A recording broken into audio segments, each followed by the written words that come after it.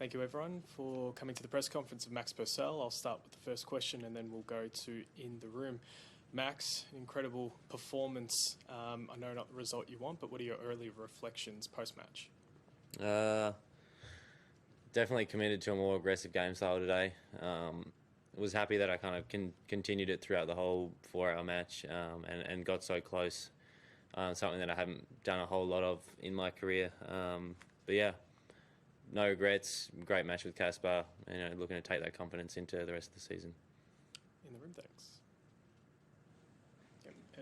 Max, when the roof shut at the end of the first set, do you think that might have helped Ruud in the end? You'd said earlier in the week you wanted to face him in the sun. How do you think that changing conditions affected the match?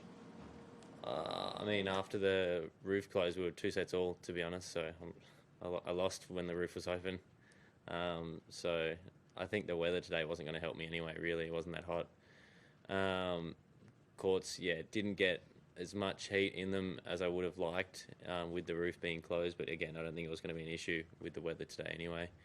But it definitely felt like it was a lot more dead in there, especially towards the end of that fifth when we had a long few games, like not getting a ball change before that fifth set super tiebreak.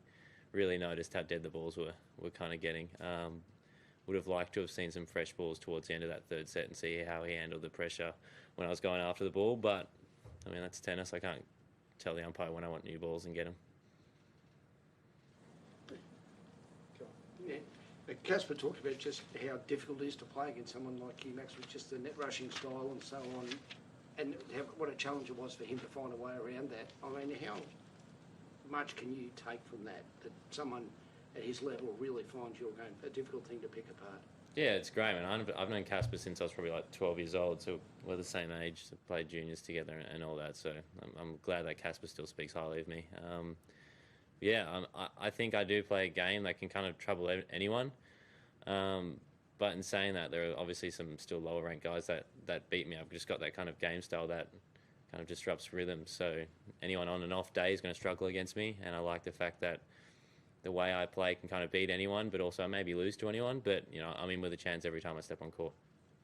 Just what you said before about how today was different for you in terms of how you went about it. Like, this was kind of a bit of a radical shift even compared to how you normally play. Why'd you do that? Because obviously you beat him last time you guys played. What was today all about for you? Why did you think, okay, this is going to be different how I go about it? Conditions in Cincinnati were much more lively, right. So it was far easier to just serve and get to the net. It was so hard to pass there, so hard to return. He had no idea what he was doing on return in Cincinnati, standing back, standing up. Like, not a lot of guys did, to be honest, returning in Cincinnati.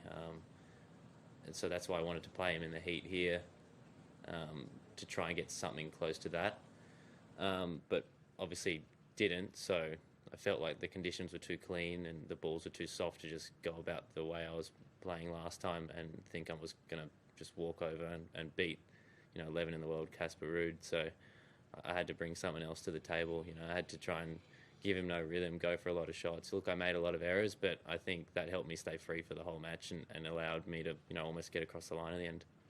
In the last 24 hours, we've seen Australian players really push some of the best in the world, like, obviously Alexi and Jordan Thompson and Chris as well.